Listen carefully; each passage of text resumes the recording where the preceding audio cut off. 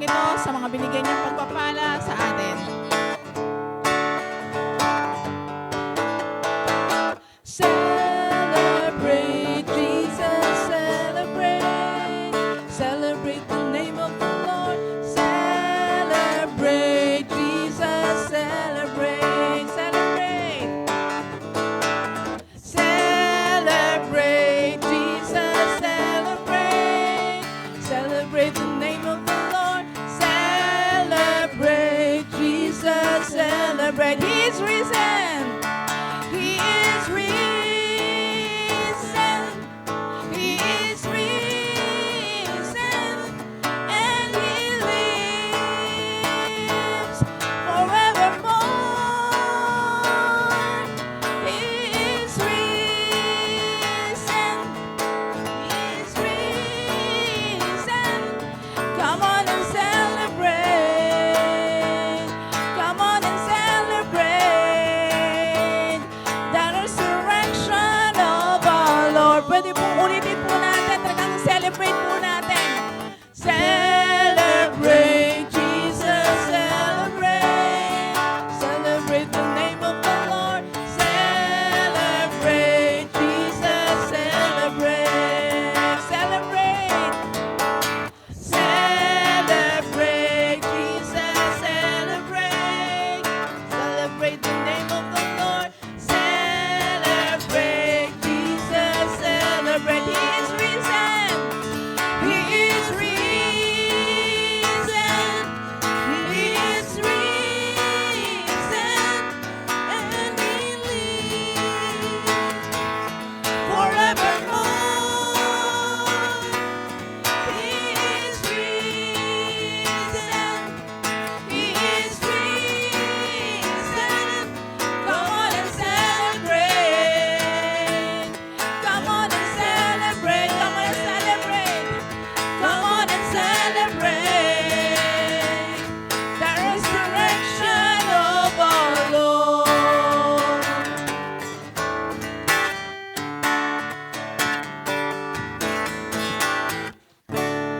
Heavenly Father God, maraming salamat po sa opportunity na ngayon na umagang ito upang ikaw amin dakilain, purihin, pasalamatan, Panginoon. Maraming salamat, Ama, sa walang hanggang mo pong pagmamahal na pinagkaloob niyo po ang inyong bugtong na anak para putubusin kami sa aming mga kasalanan. Ama, nakikita mo, Panginoon, yung mga nakatayo rito, yung mga kasama namin dito, yung mga anak mo, oh Lord God, na totoong pinupuri ka, pinapasalamatan ka namin, Panginoon. Ama, alam mo yung mga pinagdadaanan, alam mo yung mga puso nila na mga Panginoon, totoong purihin ka namin sa aming puso at isipan, Panginoon, at talagang ikaw dakilain po sa buhay namin, Panginoon. Samahan niyo po kami, Panginoon, na patuloy po na pupuri at umaawit sa iyong pangalan. Kasama po namin ang inyong mga anghel, Ama.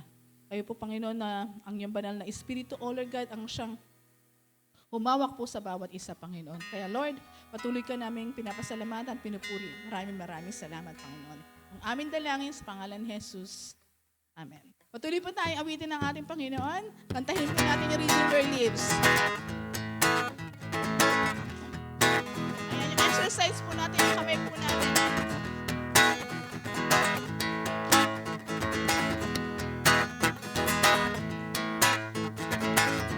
I know you rescued my soul.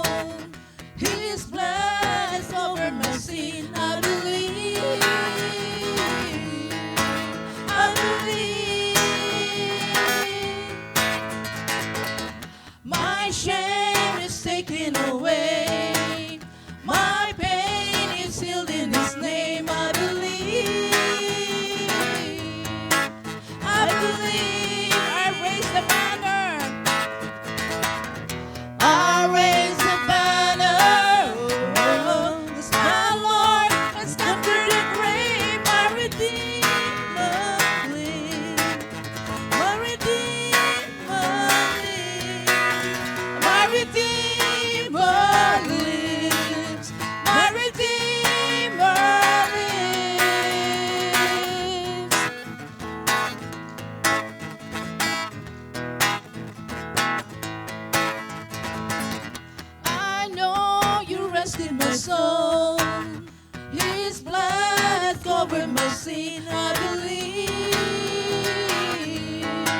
I believe. My shame is taken away. My pain is healed in His name. I believe. I believe. I raise the banner. I raise the banner. 'Cause my Lord has conquered the grave. My Redeemer lives. My Redeemer lives. My Redeemer lives. My Redeemer lives. I look my burden. I rise with you. I'm dancing on this mountain top to see your kingdom come. My Redeemer lives. My Redeemer lives. My Redeemer lives. My Redeemer lives. My Redeemer lives. My Redeemer lives. My Redeemer lives. My Redeemer lives.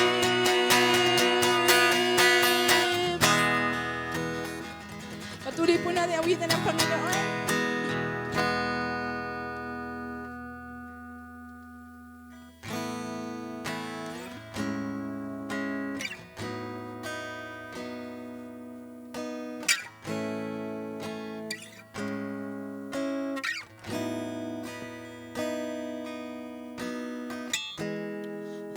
Lord, you search me.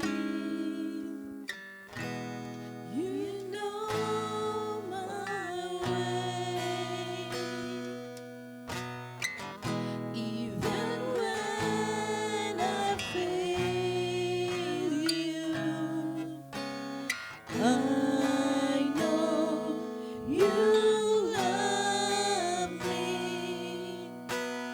I know you love me. Holy presence surrounded me. In every season, I know you love me. I know you love me. At the cross I bow my knees, where your blood was shed for me. There's no greater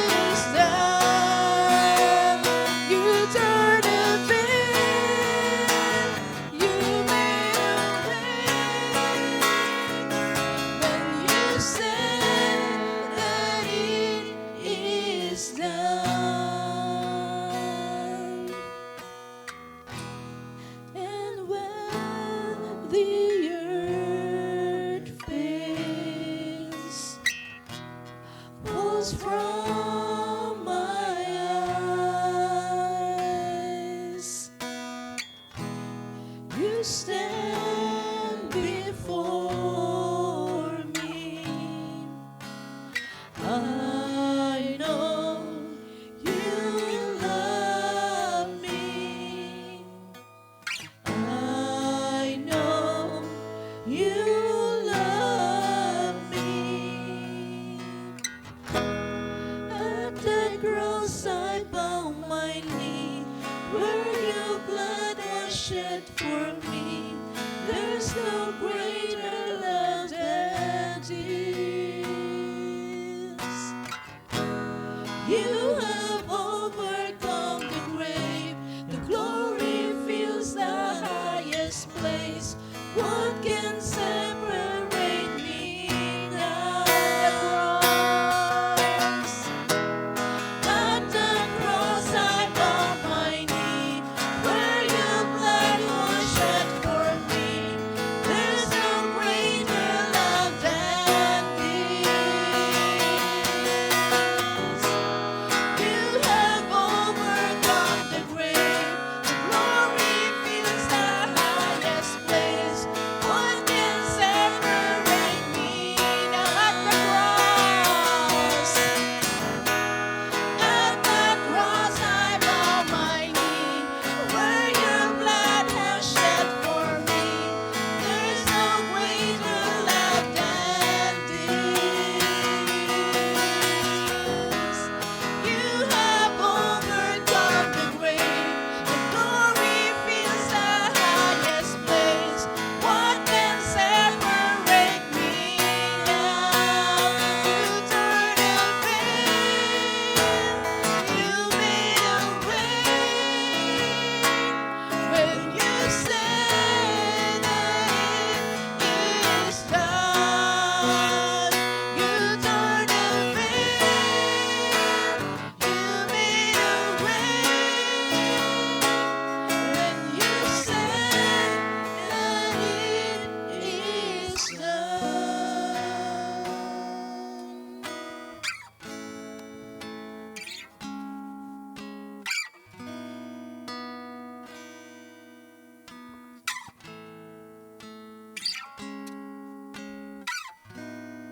Yes, Lord God, it is done. Tinapos niyo na po lahat.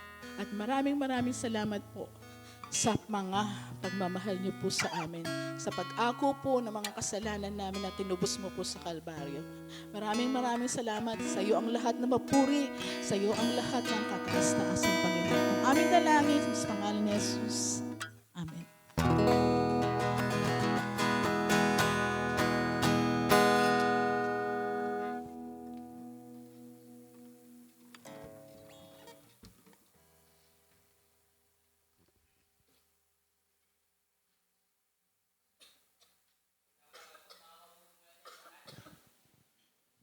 Mamaya po ang ating congregational prayer. Sasabay po natin sa closing and benediction.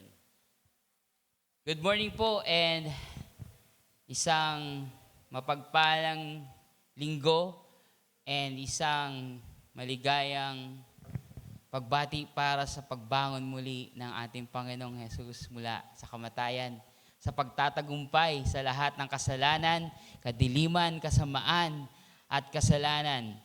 Gising na po ba kayo, mga kapatid? Gising na gising po ba tayo at ang pananampalataya natin para sa Panginoong Jesus? Amen po ba? Amen. Maraming salamat at although alam ko po yung iba ay nasa kondisyon ng pagpapahinga at yung iba ay pagod galing sa mga biyahe at yung iba naman ay wala at nandun pa sa ibang probinsya, ano? And kitang-kita naman sa itsura ng iba na galing pang probinsya, medyo nangingitim yung iba, no? Mga sunog sa ligo, ano? And yung iba naman ay pagod, ano? Yung iba naman ay nakapagpahinga na pero parang bitin pa, ano? And praise the Lord dahil meron tayong isang linggong, hindi naman buong linggo, no? Pero meron mga ganitong pagkakataon to just rest and reflect, be with our loved ones, and no matter how we celebrate it, ano?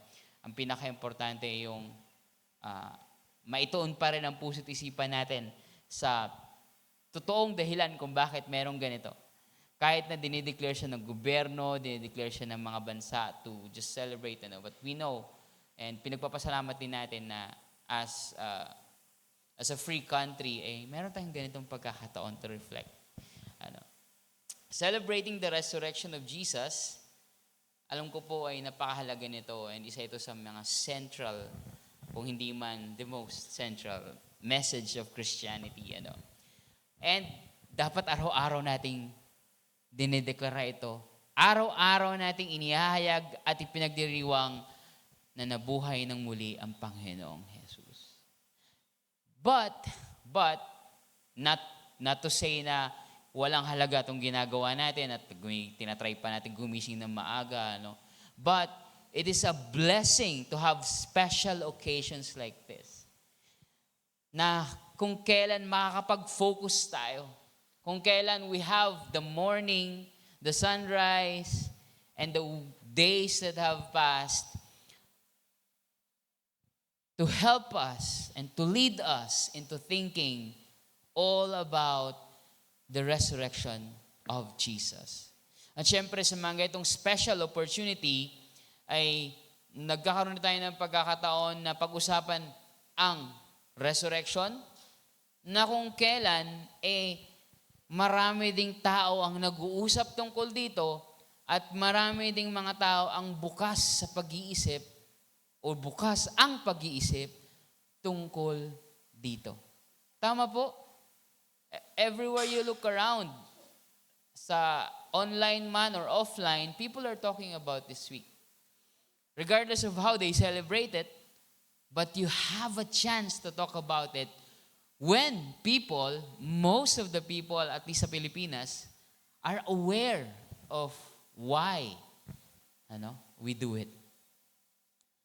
Kaya, we must welcome every opportunity. Lahat ng pagkakataon na ipagdiwang at ipamahagi ang tungkol sa pagkabuhay ng muli ng Panginoong Yesus ay huwag nating sayangin. Tama po? Huwag nating sayangin to talk and to share about it. And sadly, mayroon akong mga kilalang mga tao who actually are Christians, but they come from different traditions who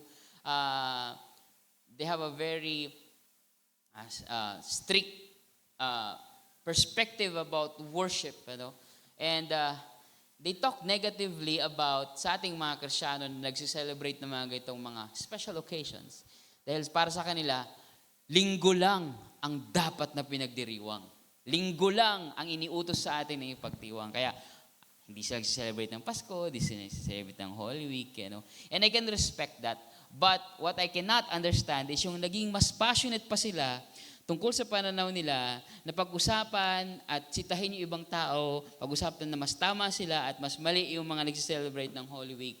So much so na nami-miss nila yung pagkakataon na ipagdiwang ang napakahalagang balitang ito ng pagkabuhay ng Panginoong Yesus. Tama po ba? Na instead of just celebrating it or just let others celebrate it, nafo-focus sila sa pagpuna. Actually, kahit mga evangelicals, minsan nafo-focus sa pagpuna. Pagpuna sa ibang tradisyon kung paano na sineselebrate ito, so much so na nagiging effective ba talaga tayo? Instead of just helping others think the biblical way or the right way of how Christians must celebrate Jesus in these days, nauuwi tayo sa paipagdebate, and we miss the opportunity to celebrate it and to talk about it. And we are supposed to celebrate it and not ruin the moment, the opportunity na napag-uusapan natin siya, because this is one of the most special occasions na kung saan napag-uusapan natin ito. Mga kapatid, Jesus is alive. Jesus has risen from the dead. At dapat, palagi siyang sineselebrate araw-araw, pero mahalaga din na sa mga itong mga pagkakataon ay napag-uusapan natin siya ng mas heightened ang senses ng mga tao, focus ng mga tao sa pag-uusap na ito. With that, mga kapatid, niimbitahan ko po kayo at pag-usapan nga natin itong resurrection na ito. But this time, ito ay mga ilang days na siguro, could be weeks, basta immediately after the resurrection of Jesus and the ascension of Jesus, ay matatagpuan natin itong ating babasahing passage. Imbitahan ko po kayong lahat na tumayo. Buksan po natin ang mga Biblia sa Acts chapter 3. Acts chapter 3. So that's kung idudugtong natin si Luke tsaka si Acts, mga 4 chapters na mula nung nang nangyari ang resurrection. Acts chapter 3, buong chapter po. At isama na rin natin yung verses 1 and 2. Kaya mamaya na tayo mag-congregational prayer dahil mahaba-haba po kayong tatayo pag binasa natin itong buong chapter 3. Babasahin ko po mula sa New International Version. Kung ano man po ang inyong translation na hawak sa inyong Bible, sa inyong phone or sa inyong physical Bible, sabayan niyo na lamang po ako. At ito po ang pagkakasulat ni Lucas sa istoryang ito. Acts chapter 3 verse 1 hanggang chapter 4 verse 2. One day, Peter and John were going up to the temple at the time of prayer at 3 in the afternoon. Now, a man crippled or lame from birth was being carried to the temple gate called Beautiful, where he was put every day to beg from those going into the temple courts. When he saw Peter and John about to enter, he asked them for money. Peter looked straight at him, as did John. Then Peter said, "Look at us." So the man gave them his attention, expecting to get something from them. Then Peter said, "Silver or gold I do not have, but what I have I give you. In the name of Jesus Christ of Nazareth, walk." Taking him by the right hand, he helped him up, and instantly the man's feet and ankles became strong. He jumped to his feet and began to walk. Then he went with them into the temple courts, walking and jumping and praising God. When all the people saw him walking and praising God, they recognized him as the same man who used to sit begging at the temple gate called Beautiful, and they were filled with wonder and amazement at what happened to him. While the beggar held on to Peter and John, all the people were astonished and came running to them in the place called Solomon's Colonnade.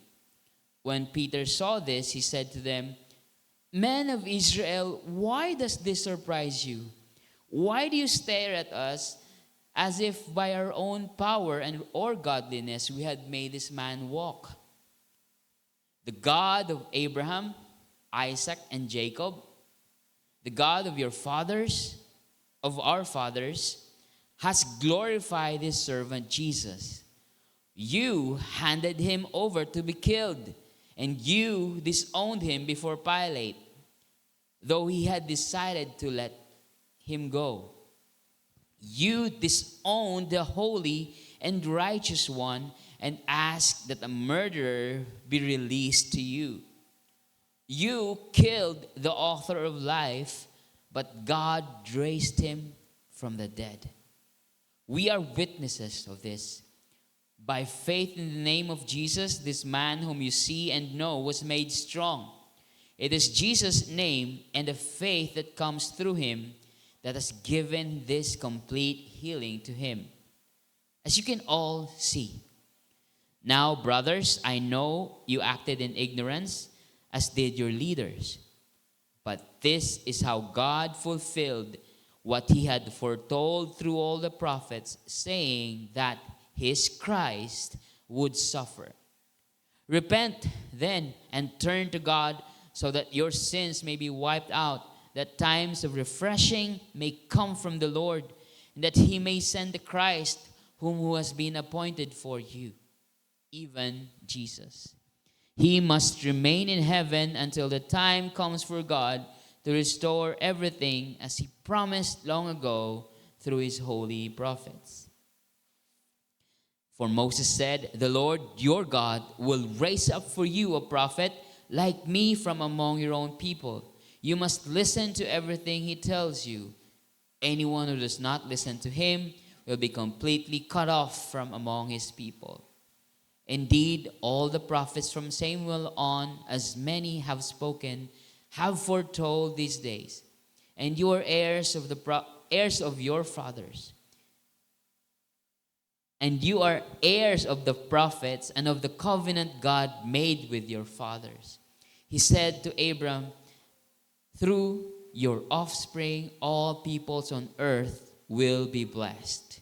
When God raised up his servant, he sent him first to you to bless you by turning each of you from your wicked ways. Chapter 4. The priests and the captain of the temple guard and the Sadducees came up to Peter and John while they were speaking to the people. They were greatly disturbed because the apostles were teaching the people and proclaiming in Jesus the resurrection of the dead. Makakaupo na po tayo mga kapatid. Praise be to the Lord for His wonderful word. Napakahaba po ng kwentong ito. Actually, hindi siya ganun kahaba kung tutuusin. It's actually, pwede mo siyang hatiin sa dalawang parts. Yung miracle, tsaka yung message. Yung nangyaring milagro, tsaka yung mensahe na i-preach ni Pedro after ng nangyaring kababalaghan, the wonder that has happened among the people inside the temple, or in the temple. Now, sabi ko nga kanina, 3 chapters or 4 chapters after na mula nung nangyari yung resurrection, kung sususugan natin yung timeline ni Paul, ni Luke, nung sinulat niya yung Luke tsaka yung Acts. Now, it may have started on the healing, pero umiikot talaga siya tungkol sa pagkabuhay ng muli ni Jesus. Kaya nga, sinama natin yung chapter 4, verses 1 and 2, kasi doon sinamarize kung ano ang preaching ni Peter. Now, this is Peter's second sermon dito sa Acts. But let me just first recount kung ano talaga yung nangyari dito sa pagpapagaling doon sa lame. Ano mo nga ba yung lame sa Tagalog? O yung cripple? Lumpo. Yung mga Gen Z dyan, alam niyo po ba kung ibig sabihin na lumpo? Yung lumpia. Baka mas alam niyo yun, kaysa lumpo. Pero yun ang ibig sabihin ng cripple or ng lame na tinutukoy dito, and nilinaw dyan na he was crippled since birth. Nung pinanganak siya, hindi na siya nakakalakad. Never niyang na-experience na tumayo, tumakbo, maghabulan kasama yung mga kaibigan niya since birth. Hindi niya naranasan yun. And in fact, pagdating sa chapter 4, hindi na natin nasama sa basa. Sabi sa chapter 4, yung taong yun daw ay 40 years old na mula nung pinagaling siya. Ang sabi doon, 40 years old na nung nangyari ang pagpapagaling. So hindi biro ang 40 years old ka. Imagine ako, magpo-40 na ako this August. And hindi ko malang maranasang mag-basketball. Kung maranasan tumakbo, kung maranasan maglakbay o umakyat sa mga bundok, mga bagay na gustong-gusto kong gawin. But this man ay nakaupo lang all throughout his life, dinadala lang doon siya sa temple court, sa bungad, dahil merong pananampalataya ang mga Hudyo na bahagi ng kanilang tungkulin bilang mga tapat na anak ng Diyos ay ang magbigay ng limos sa mga may hirap. And they had made that so orchestrated to the point na doon talaga nilatag yung mga nanlilimos sa templo. Para on your way to worship, ay makapagbigay ka rin ng limos. Kaya lang, alam nyo naman na you can give without really giving it by or from the heart. So most of the time, yung mga tao ay hagis na lang yung mga coins, hagis na lang yung mga pera na hindi man lang papansinin.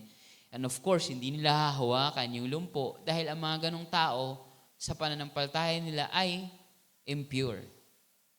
Impure. Kung may sakit ka, impure ka. Kung may ganong kang kalagayan, impure ka. If I touch you, nadumihan ako, hindi ako makakasamba diretso agad sa Panginoon.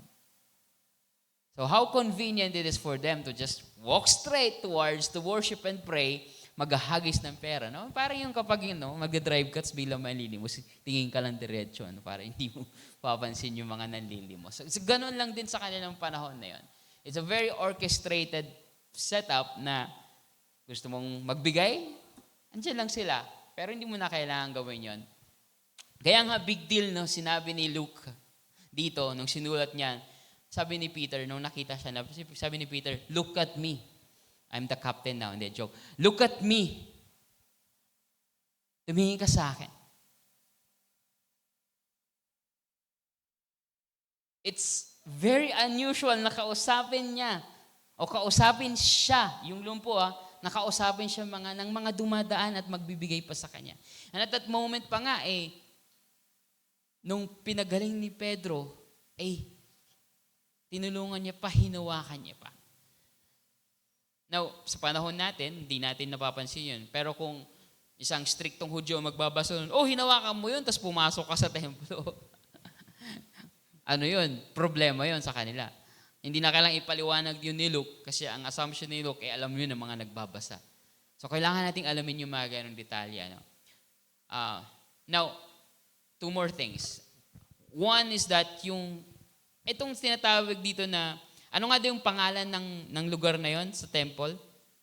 Napansin niyo po ba yon? In the place called Bethesda, meaning beautiful.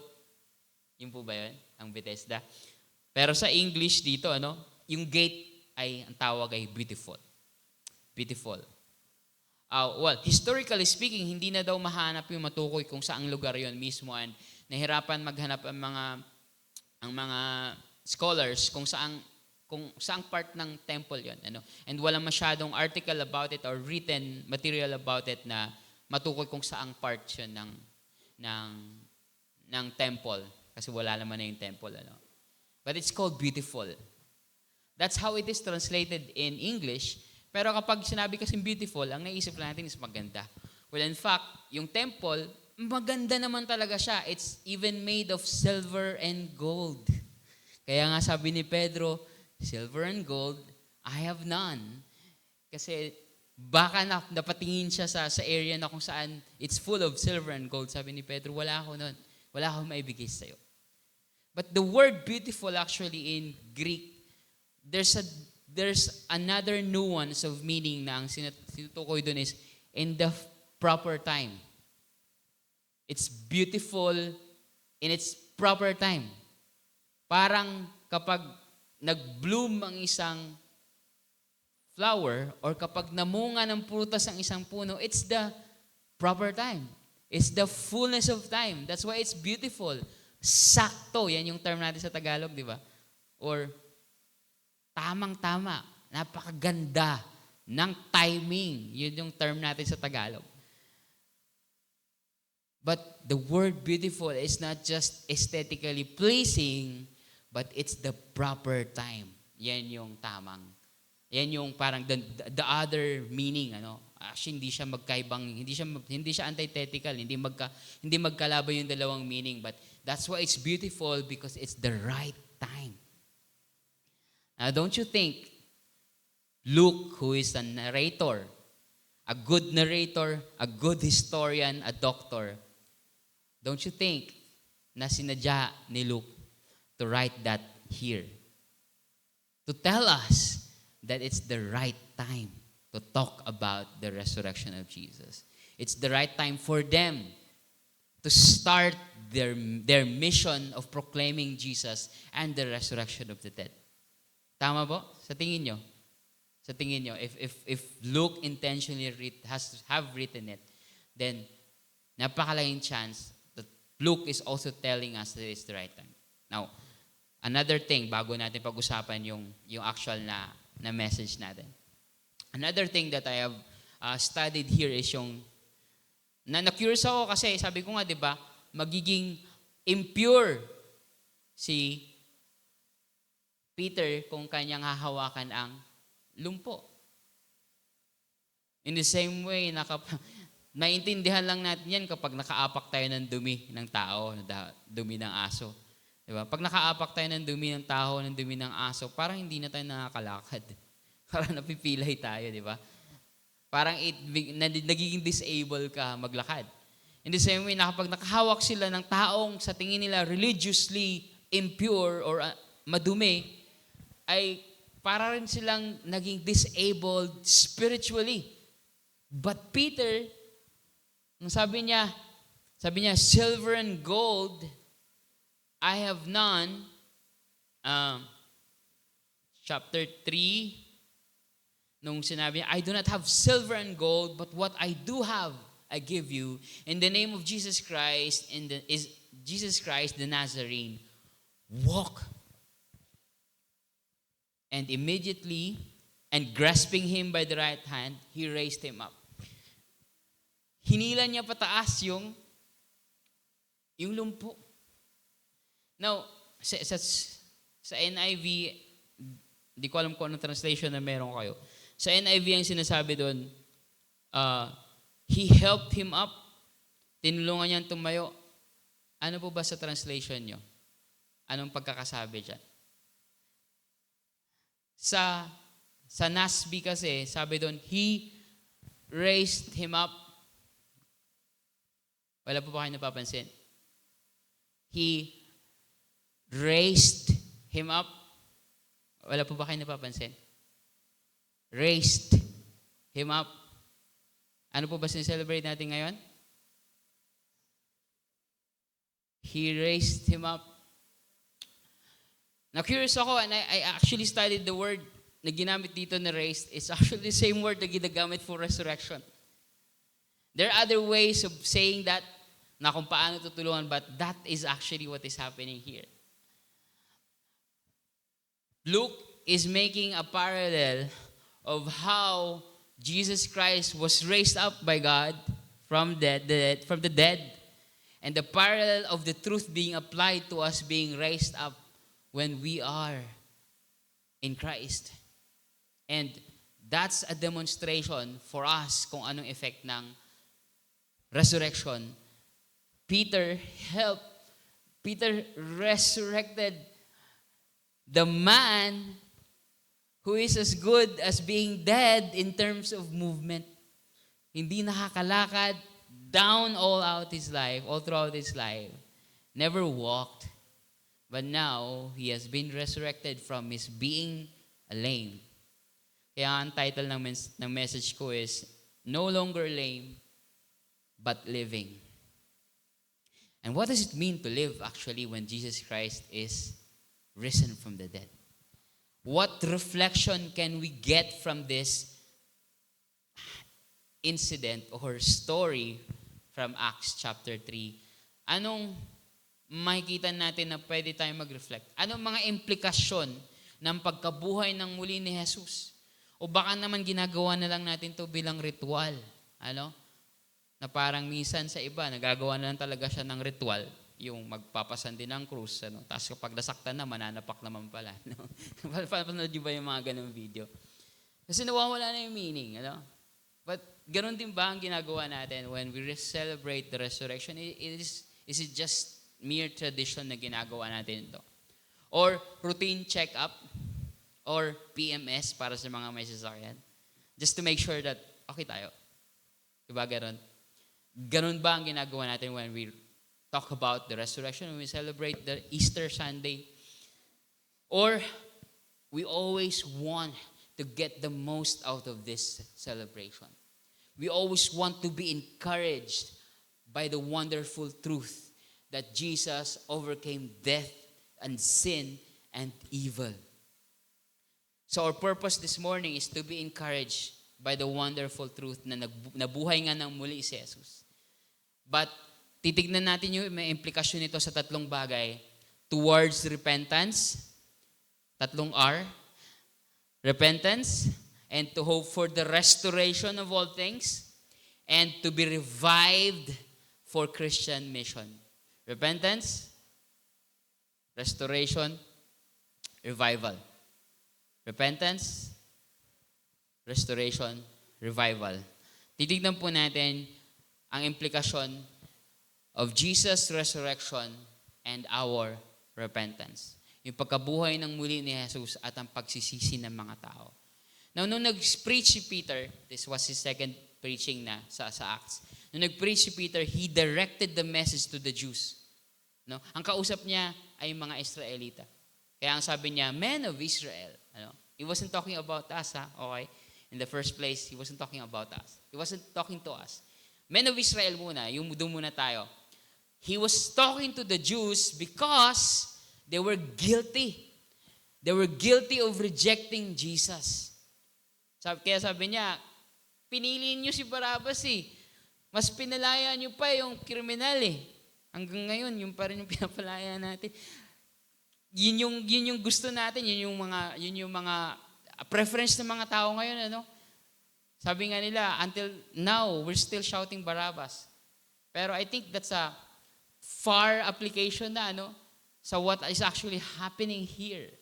Kasi ang kausap naman talaga ni Peter ay ang mga Israel. It's not us.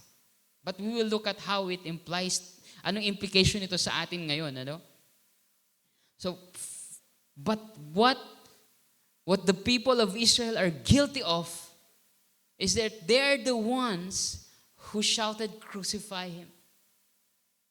Now, it's not even the Jews from outside Jerusalem. Yung mga Hudyong nandun sa outskirts, sa mga probinsya, sa Galilee, sa Nazareth, is the Jews na nasa Jerusalem who did that. It's the Jews who wanted to keep the peace. It's the high priest and all the religious people na hindi nila kinikilala si Jesus.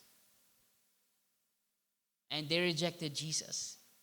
And they're guilty of the death of Jesus because they offered him up to the Gentiles. Dinala nila kay Poncio Pilato para mapako sa krus.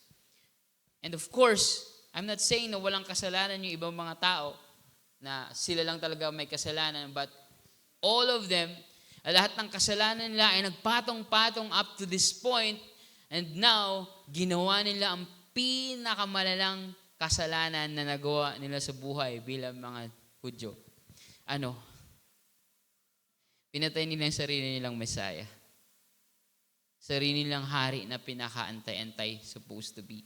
The one that they have been waiting for a very long time. They have killed their Messiah.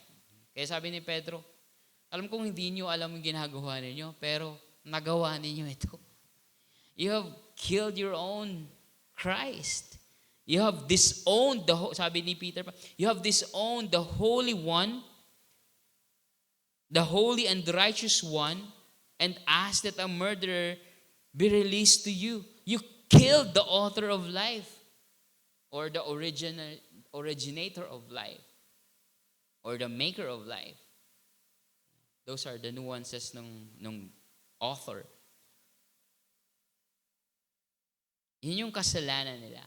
And yung kinalaman nun sa resurrection is that dahil nangyari yung resurrection, ay napahayag lang, napatunayan lang na mali sila. Diba? We always look for a proof to prove to us that we're wrong or right. Tama? Parang nung nagluluto kami ng lumpiang Shanghai nung nakaraan. Hindi namin alam kung okay pa o hindi. Sabi ko, malalaman natin kung okay. Kapag tinikman mo yung lumpia, pagkaluto na. In the same way, dito sa pangyayaring ito, nalaman nilang mali sila. Pero hindi pa huli ang lahat. Dahil nabuhay ng muli si Jesus, it was proven na tama si Jesus. Na tama yung mga disciples ni Jesus at mali ang mga Hudyong sumigaw na crucify Him, crucify Him. Mali ang mga Hudyong nag-accuse sa Kanya na nag-incite lang to ng rebellion si Jesus Christ.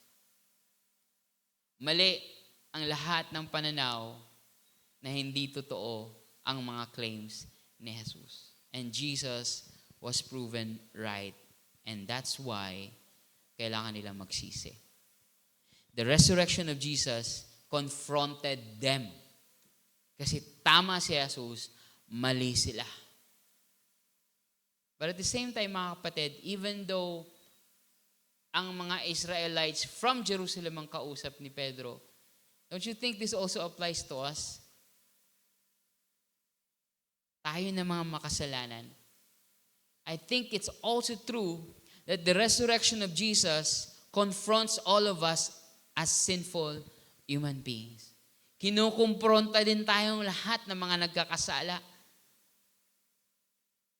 Kahit na wala tayo sa Jerusalem, kahit na hindi tayo sumigaw na crucify Jesus, kahit na hindi tayo ang naghatid kay Jesus papunta kay Poncio Pilato para maipako sa krus, we are still guilty of unbelief for not making Jesus the Lord of our lives in reality.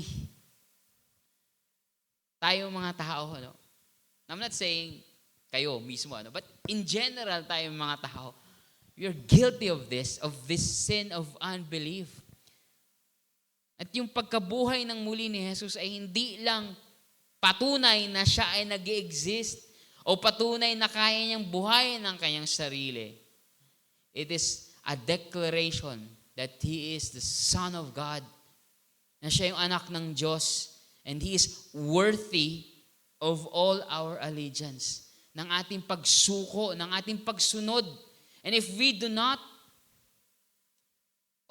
are not exercising that, if we are not offering our lives in allegiance to this Son of God, then kahit wala tayo dun sa Jerusalem, mga kapatid, we are guilty of unbelief.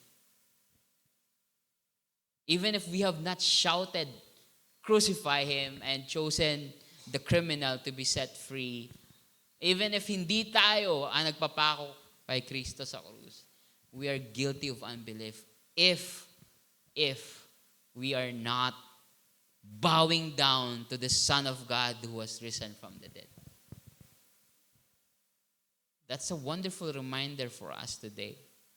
Also, we are guilty of His death in a sense na dahil sa kasalanan natin, it caused Jesus to die on the cross. Dahil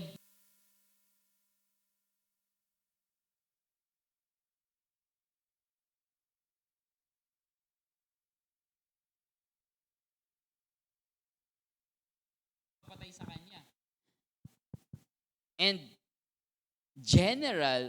overall reason kung bakit pinako si Jesus sa krus ng Kalbaryo is because we are all sinners.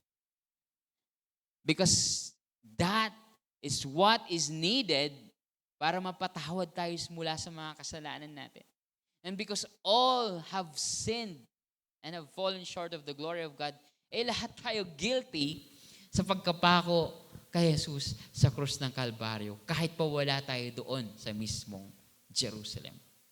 And of course, we are also guilty if we are not listening to Him, because sabi ni Peter doon sa preaching niya,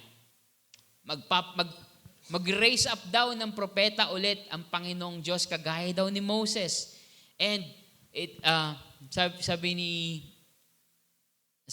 Peter, kinote niya si Moses at sabi, "The Lord God will raise up for you a prophet like me from your countrymen. To him you shall listen regarding everything he says to you." Makikinig kayo sa Jesus na to. Makikinig kayo sa propetang ito. Makikinig kayo sa taong to. And if tayo ngayon mga kapatid, if we are not living according to His teachings, then we are guilty of not listening to the Son of God.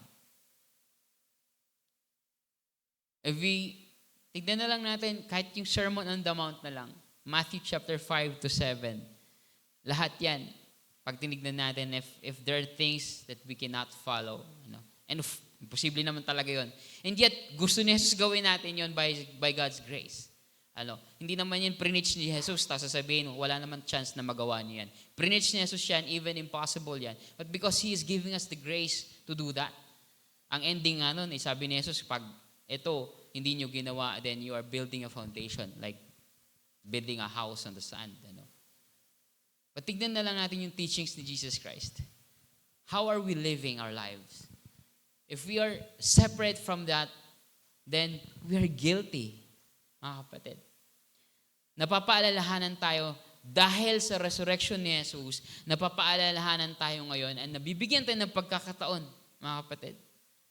Kagaya ng pagkakataon na binibigay ni Pedro sa mga Hudyong pumatay mismo kay Jesus. Sabi ni Pedro, kahit na you acted in ignorance, now is your time, the beautiful time for you to repent. And mga kapatid, as we remember the resurrection of Jesus, now is also the beautiful time for all of us to repent. Sa mga panahon na hindi natin isinuko ang sarili natin to this Son of God, sa mga panahon na nakita natin na tayo ay gumagawa ng kasalanan, and yung kahit katiting na kasalanan na yan, or even your favorite sin, is what made Jesus suffer on the cross. And in any moment na sinunod mo ang mga bagay na hiwalay sa kagustuhan, kalooban sa mga tinuro ni Jesus, is a guilt that should be repented of. And this is the day, a beautiful time to repent of all those things. And this is not a sad realization. Of course, may sadness dahil na-realize natin guilty tayo. But this is a beautiful news that Jesus Christ is offering an opportunity to repent from all of those things. Kaya hindi dapat traditional lang ang pag-celebrate ng resurrection. Hindi dapat routine check lang, or pag-maintain lang, o maintenance lang. But for us to be sober about our sins and to repent as we reflect on the resurrection. Pangalawang bagay, Jesus' resurrection and our restoration, or the restoration of all things. Now, sabi ni Peter, sa sentro ng kanyang message, itong sabi niya, verses 19 to 21, repent then and turn to God. Nandun yung repentance, so that your sins may be wiped out, that times of refreshing may come from the Lord. Now, una kong ang naalala ko lagi sa times of refreshing is yung song na You Bring Times of Refreshing. Kay Don Moen yun, You bring times of refreshing. You bring times of refreshing. Now, ang mga maalala mo naman kung hindi ka familiar sa mga song na ganyan, pag naalala mo yung word na refresh, maliban sa panahon ng internet, is yung mga iniinom natin na soft drinks or yung nakaka-refresh ng pakiramdam, especially sa summer. Kaya isip ko, actually, for a very long time, I've been wondering, saan ba nanggaling tong refreshing? And even sa Bible, very rarely lang mo siya mahahanap. Pero ang closest reference na mahanap mo sa bringing times of refreshing is yung tumigil ang isa sa mga plague na nangyari sa Egypt nung papalabas na ang mga Hebrews out of Egypt. It's a time of refreshing kapag tumitigil yung mga plagues na binibigay ng Panginoong Diyos kay Pharaoh and all the Egyptians dahil ayaw nilang palayain pa ang mga Hebrew. So times of refreshing is actually related to salvation. Actual salvation from physical pain, from slavery, from oppression, from the evil things that the people are doing towards each other. And of course, the overall salvation of God sa lahat ng pagdurusa ng mundo at kaparusahan ng kasalanan and epekto ng kamatayan. The times of refreshing. Then, Tinuloy ni Pedro, sabi niya, that He may send the Messiah who has been appointed for you, even Jesus. Heaven must receive Him until the time comes for God. Tignan niyo po ito mga kapatid, verse 21. Heaven must receive Him until the time comes for God to restore everything as He promised long ago through His holy prophets. Aakit daw muna si Jesus sa langit hanggang sa panahon na anong gagawin ni Jesus? Anong gagawin niya? Just to restore everything. Not replace everything, but restore everything as He promised long ago through His holy prophets. Dahil yan naman talaga ina-expect ng mga Hudyo mula noon pa. And yan din naman tinuturo ng Old Testament at yan din ang tinuturo ng New Testament na ang pag-asa dapat ng mga Kristiyano ay ang restoration of all things. Not the destruction of all things, not the replacement of all things, not us going away and spend eternity away from God's creation. That's not what the Bible is teaching. And in fact, yung restoration of all things is connected to the resurrection of Jesus. The resurrection of Jesus, yung pagkabuhay ng muli ni Jesus, binuhay nun ang pag-asa ng mga Hudyo. Ano ba pag-asa ng mga Hudyo? Na dapat pag-asa din natin na darating ang panahon na marirestore ang lahat sa kinabukasan ng Israel, kinabukasan ng mga bansa, at kasama doon ang pagkabuhay ng muli ng mga namatay, at higit pa, dahil patungkol yon sa new heaven and new earth. At yun ang pinangapangako sa Old Testament, particularly sa Isaiah, the new heaven and new earth. Kaya nga sa chapter 1 pa lang na Acts, yun agad ang tanong ng mga disciples kay Jesus bago pa siya nag-ascend sa langit. Jesus, kailan ba ang restoration of your kingdom? Kailan ba ang pagpapanumbalik ng paghahari, ang pagsasaayos ng lahat to restore? Kaya sabi ni Pedro, pupunta muna ang Diyos, o pupunta muna si Jesus sa piling ng kanyang Ama sa langit hanggang sa panahon at the right time to restore all things. Now, I've been explaining this over and over again sa ibang mga pagkakataon that dapat ang hope natin is the new heaven and new earth. The resurrection of all things, because that is what the New Testament is teaching. Mga kapatid, I understand na sanay tayo sa heaven, talking about heaven. Tama po? Ano nga inaalok natin kapag nag-evangelize tayo? Sigurado ka ba na kapag namatay ka, mapupunta ka sa? At tama naman. Tinuturo naman yung sa Biblia na kapag namatay tayo at nanampalataya kay Jesus, mapupunta tayo sa langit. Pero it's as if yun yung biggest prize natin mga Kristiyano. Yun ang inaantay natin, makatakas sa mundong ito at pumunta sa langit. But that is not what the New Testament is teaching. What the New Testament is teaching is that heaven is a temporary place that we will wait hanggang sa resurrection. Dahil kapag nasa resurrection na tayo, magkakatawang tao.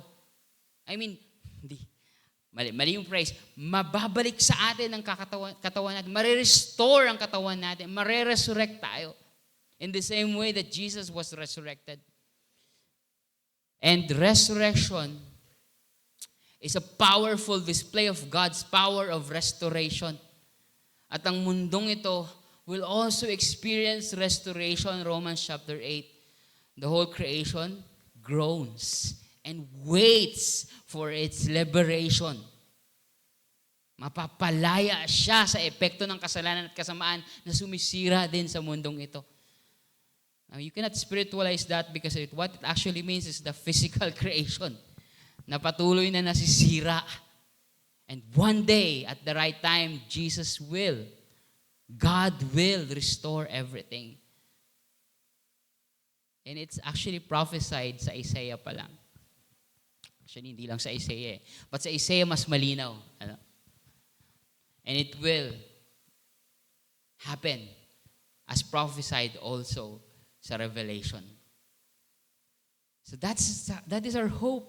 The same way na umaasa din ng mga Hudyo ng resurrection at ng restoration. Na sana ganun din, ano? The Jews, of course, magkakaiba sila ng view pagdating sa pananampalataya nila. But pagdating sa resurrection, at least most of them agree. And pagdating sa restoration, at least most of them agree na mangyayari yon. That God will send the Messiah na paparusahan ng kasalanan, tatanggalin ang kasalanan at ang kamatayan at ang mga kasamaan sa mundong ito sa pagdating ng Messiah. And there will be a restoration of the kingdom of God and all things. Mga kapatid, ang pagkabuhay ng muli ni Jesus, take this time to reflect on that. Na ang pagkabuhay ng muli ng Panginoong Jesus, ang itinuturo sa atin ito ay ang tamang pag-asa na dapat nating pinanghahawakan. Our own resurrection and the restoration of all things. Ang pag-asa na panghahawakan natin sa pagbabalik ng Panginoong Jesus ay ang atin ding pagkabuhay ng muli at pagbalik ng lahat, the restoration of all things.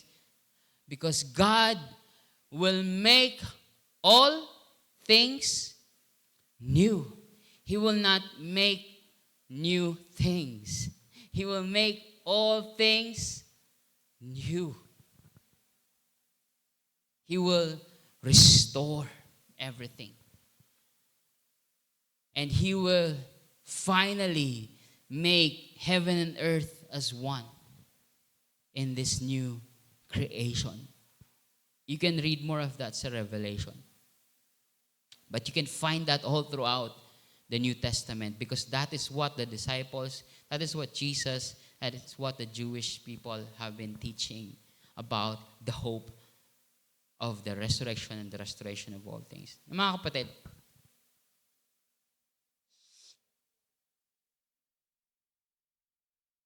alam niyo naman kung ano mga inaasam ng mga NPA, di ba? NPA, New People's Army. Regardless of what you think about them, regardless kung anong sympathy na meron kayo sa kanila or anger na meron kayo sa kanila, that's not the point. Ano yung hope nila? The hope nila is to, hindi lang to correct whatever is wrong sa government and then tolerate kung anong tama. But they want to overthrow, tama Kuya Bok? Take it from the expert yourself. Now, let's talk about what's right and wrong dun sa purpose nila or sa hope nila na mapalitan ng gobyerno by the way kung paano nila gustong patakbuhin ang Pilipinas. Pero paano ba sila namumuhay? Paano sila namumuhay? They're in hiding. Paano nila gaganapin yung pag-asa na yan? Mag-aaklas. At kung paano sila mag-aaklas? Mag-aarmas. Again, we're not talking about what's right and wrong. What I'm trying to say here is that people are defined by what they hope for. Ang mga tao ay madidefine sa kung ano ang pag-asa nila. Tama o mali?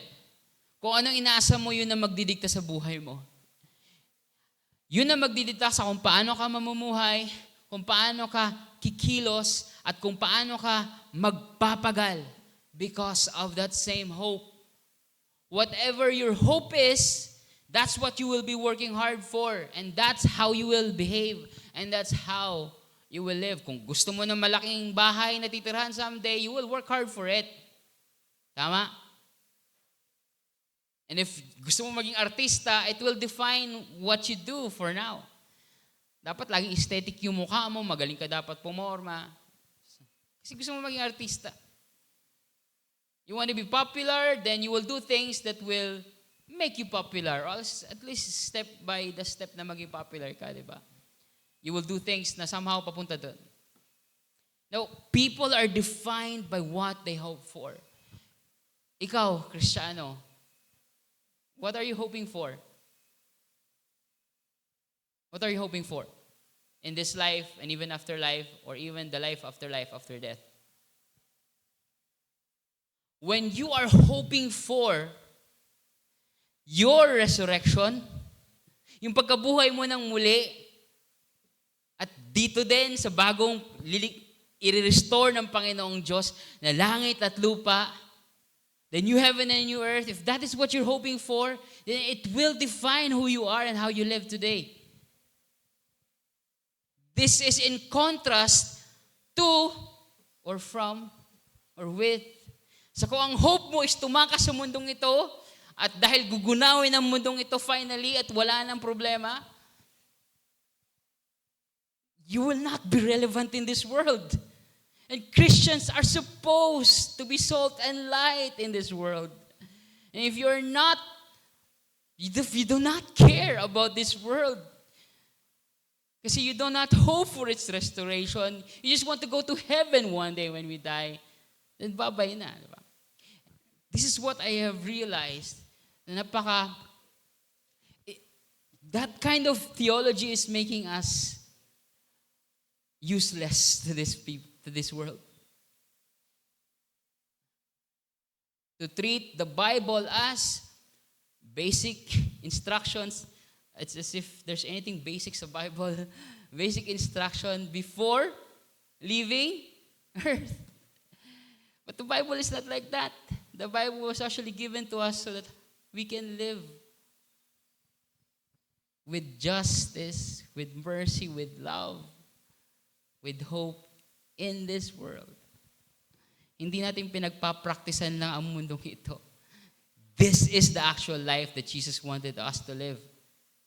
Kasi kung hindi ganun ang view natin, then may langit naman. Tama? Hindi tayo magsiseryoso sa Christian life because may langit naman. At tama naman na may langit. The Bible does not deny that. The Bible is actually teaching that there's heaven. But that heaven will also be restored, renewed. And the earth will also be restored, renewed. And then the end of it all, we read that this heaven and then this world will become one. And then in the end, sa Revelation, we will read that we are not going away, but God will come down. That is the hope of the Jews ever since. And that is what the New Testament is teaching ever since. It also teaches us that when we die, we go to the presence of the Father. We go to the presence of Christ. But that is also not the end. But somehow, we have made this temporary blessing when we die na mapupunta ito sa langit. Ginawa natin permanente. Probably because sobrang problematic na ng mundo at sobrang paghihirap pag gusto natin takasan na talaga ang mundo. Ano? But that is not what Jesus is teaching. Jesus is teaching a restoration of all things. That is the hope of the Jews, the hope of the early Christians, the hope of the Old Testament and the New Testament, that He will restore everything. We cannot really tell how it will happen. Siguro there will be dealing na kailangan mangyari. Kung paano paparusahan ng Diyos ang kasalanan, sigurado yun. Kung paano i-deal ng Diyos sa mga masasamang tao or hindi mananampalataya sa Kanya, tiyak yun na mangyayari yun. There will be upheavals, there will be changes na mangyayari sa mundo. Pwede nyo ipasok dun yung mga image ng cosmic destruction or what. Pero hindi yun ang final. Ano? Hindi yun ang final. Because the final scene in this movie called the Bible is the heaven and new earth becoming one, and Jesus and God living in the midst of His people. Not somewhere, but here in our midst. mga kapatid, people are defined by what they hope for. Kung ano ang iyong inaasam, yun ka. The reason why many Christians have become irrelevant in this world is that they just want to leave earth. They just want to leave earth. Many Christians have this theology that this earth is temporary. Technically, that's true. This current state of the earth is temporary. But this creation, hindi nagkamali ang Diyos. He created this as good. And He will restore it. He will restore it. That's His promise. You can read the Bible and find all throughout the Bible that promise that He will restore this earth. He will make all things new. Kaya dapat sana tayong mga Kristiyano must be shaped by this kind of hope that Jesus and the Bible is teaching. At kung totoo ang resurrection, kung totoo ang restoration, may we not be slaves of death. Na hindi na tayo na aalipin ng kamatayan. Ng takot ng kamatayan. Ang takot na hindi natin magagawa ang best natin kapag nire-risk natin ang ating sarili into doing good things. Na we just have to play safe. No, we must no longer be slaves. And at the same time, we must become courageous enough to participate in the mission na binibigay sa atin ng Diyos sa mundong ito. The reversal of the effects of sin, of evil and death in our lives, in our church, and our world.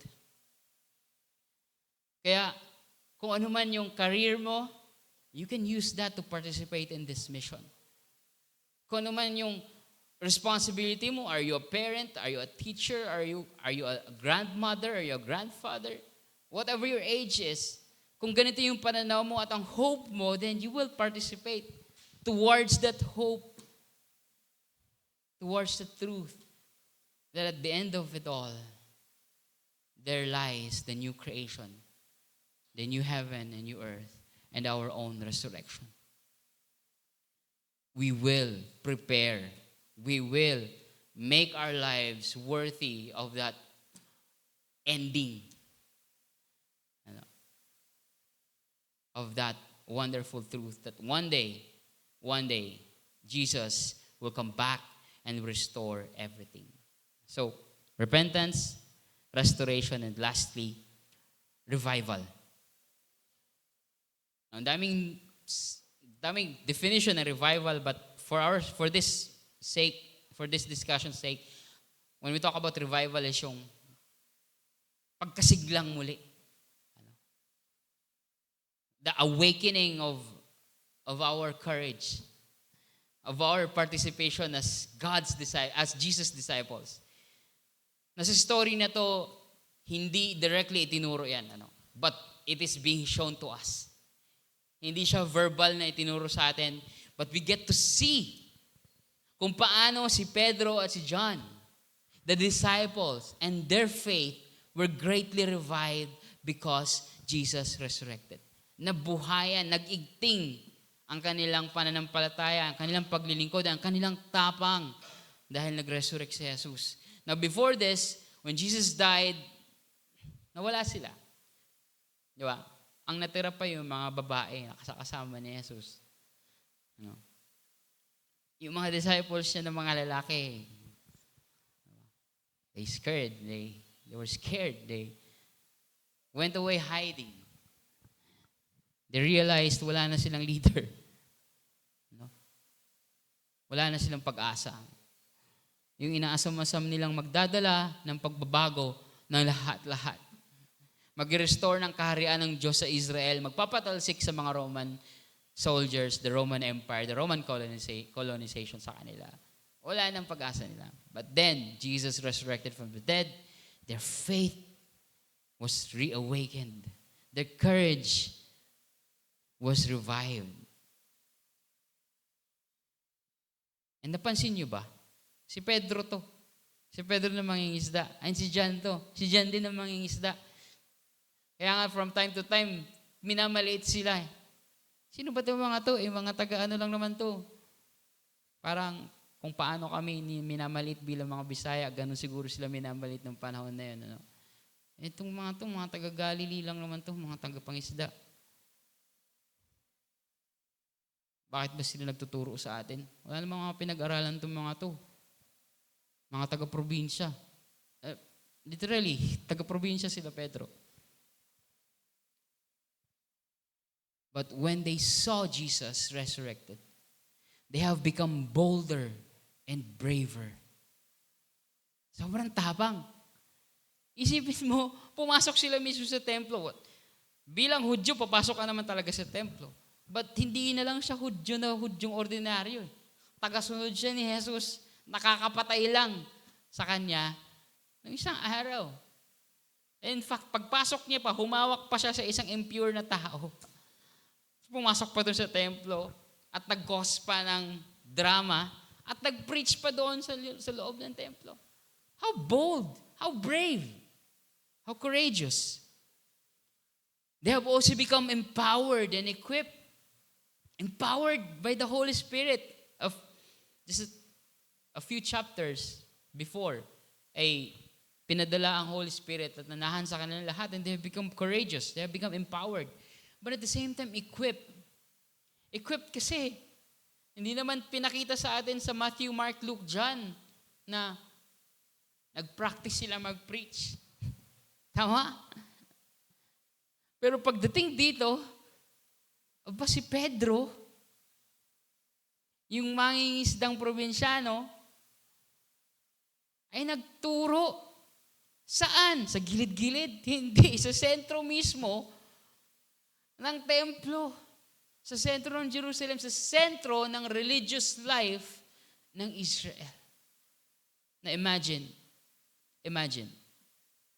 ikaw, kung sakaling wala kang kaalam-alam sa science, hindi ka scientist, you're just an ordinary guy na graduate lang sa kung anong career na pinapangarap mo. Then eventually, you have meron ka na-discover na isang bagay. Then pupunta ka doon sa loob mismo na isang science center or sa Pag-asa or sa DOST. At magsasalita ka bigla tungkol sa science. So that's what Peter is doing here. Pumasok sa templo at nagturo tungkol sa Biblia nila. Kung saan nandun ang mga priest, nandun ang mga tagapagturo, nandun ang mga Sadducees, nandun ang lahat sa loob ng templo.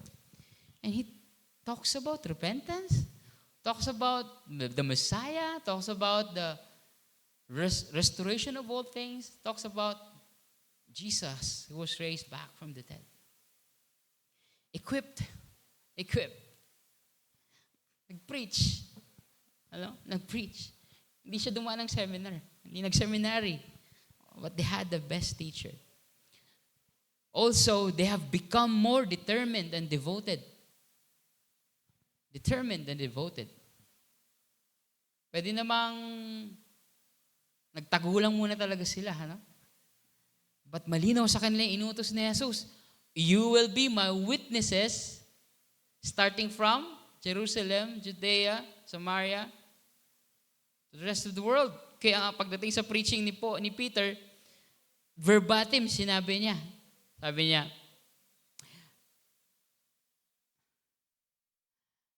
but you put to death the Prince of Life, whom God raised from the dead, a fact to which we are witnesses. Kung ano mismo tinuro sa kanila ni Jesus, yun din sinabi nila. Yun din yung pinanindigan nila. They were determined and devoted to do such things. This is the right response, mga kapatid. This is the beautiful response when a person encounters Jesus who was raised victorious from the dead. Ito yung tamang pagtugon sa balita na nabuhay ng muli. O sa katotohanan, hindi na lang ito balita para sa kanila. They have really encountered the risen Jesus. Sana ganun din tayo, no? Ganun din tayo tumugon sa katotohanan na nabuhay ng muli si Jesus. In all aspects of our lives bilang mga disciples ni Jesus. To become bold and brave in pursuing our mission. To become empowered by the Holy Spirit and equipped by the same Spirit. To be determined and devoted.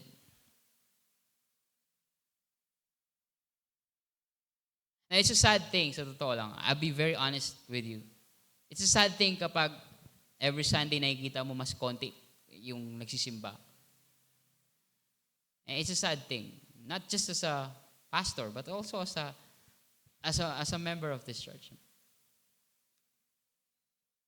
But I've been hearing people na magsasabi na ito gawin natin kasi para dumami tayo, para dumaming attendance, para dumaming dumating. But rarely do I hear people who will say,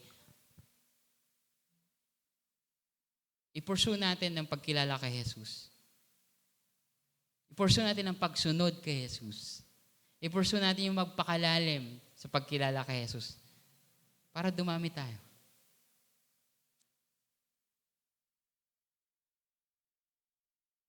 Actually, yung pagdami nga, hindi nga yun yung main target kundi yung paglalim kay Jesus. Rarely do I hear people looking at the church and say, sana mas mag-mature pa tayo bilang mga Kristiyano. Rarely do I hear people who will say, sana mas maging tapat tayo sa pagsunod kay Jesus. Sana mas magampanan pa natin ang mga iniutos ni Jesus. No, what we always say is, sana mas lumaki ang simbahan natin. Sana mas may ganito tayo.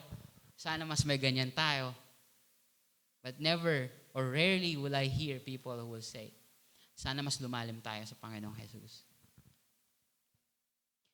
Dahil yun ang ginawa nila Jesus. Yun ang ginawa nila Pedro. Yun ang panawagan nila Pedro.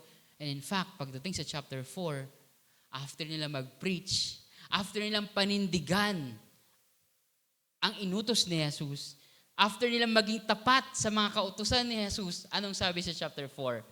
And on that day, dumami sila. Naging 5,000. Now, mali ba nga rin na dumami ang simbahan? Ang tao sa simbahan? Hindi. Pero rarely do we talk about the right direction of what we need to pursue so that yung quantity will follow. Rarely do we talk about the quality so that pagdating ng panahon, sasabihin sa chapter 4, dumami sila, naging 5,000. Dahil naging tapat sila kay Jesus, dahil pinanindigan nila yung pagkabuhay ng muli, na-experience nila yon, ang pagkabuhay ng muli ni Jesus, at pinanindigan nila, naging determinado sila, nabuhayan sila ng muli, naging matapang sila, magsalita, magkwento, tumulong, magpagaling, maglingkuran sa kapwa, magmahalan. Yun ang mga bagay na ginawa nila. Nag-fellowship, they worship together, they broke breads with each other sa mga bahay nila. Nag-aawitan sila, nakikinig sa salita ng Diyos, nakikinig sa apostles' teaching sa chapter 2, verses 42 to 46. Now, rarely do I hear people who will say, mas konti tayo ngayon, dapat siguro mas mag-aral pa tayo sa salita ng Diyos. Mas konti tayo ngayon, dapat siguro mas kilalanin pa natin ng Panginoong Jesus. Dapat siguro mas sundin pa natin ng mismo sa buhay natin, maging witnesses tayo. The faith of Peter and John and all the disciples were revived. That day, they become bolder and braver. They become empowered and equipped. They become determined and devoted to follow Jesus. That's in chapter 4. The number of the disciples became 5,000. I'm with you, mga kapatid. Hinahangad ko rin na mas dumami pa tayo. Hinahangad ko rin na mapuno ang mga upuan. Although, logistically speaking, ang dami din kasi ng upuan. Compared sa actual natin bilang. Napupuno lang naman natin ito kapag anniversary or kapag Christmas party, ano. But on a regular day, that true number of our members, hindi naman talaga kayang punuin yan. But at the same time, I also am one with you in that hope. But that is not my hope na ang ambisyonin natin ay ang bilang. My hope is that we will always encounter Jesus in a fresh way so that our faith will be revived. And instead of looking at people and pointing the mistakes, we ourselves align with Jesus' teachings. And say, siguro kaya hindi dumadami dahil ganito, siguro dahil may ginawa si ganyan, siguro ganito. And instead, look at ourselves and say, am I actually following Jesus Christ? Am I practicing love? Am I practicing forgiveness? Practicing mercy? Am I being a servant of my brother and sister? Am I becoming a slave of my brothers and sisters? Sabi ni Jesus Christ. Yung mga teachings ni Jesus Christ. Are we following all those things? Kung hindi, sabay-sabay tayong asamin ng mga bagay na yan. And let God add to our number as we remain faithful witnesses of the risen Lord and Savior. Mga kapatid, kung magsiselebrate tayo ng resurrection of Jesus, hindi lang to tradisyon, hindi lang to routine check. And that's why I'm taking this opportunity to be honest and also to deal with what is real in our church. To talk about it. Not because nalulungkot ako, but because it's a real thing. Ano? And churches actually, hindi lang naman tayo, nagdidwindle talaga yung attendance ng churches these days. Especially after pandemic. Right after pandemic, yung iba, maraming simbahan talaga na nagsara. We even have churches na alam namin na after pandemic, nagrenta na lang sa mga coffee shops just to regain muna yung momentum. Ano. Nagrent na kung saan-saan. Ano. Meron pa akong kilala kaibigang pastor na ang nirerentahan nila to regain their numbers yung isang bar na nagsiserve ng mga alak.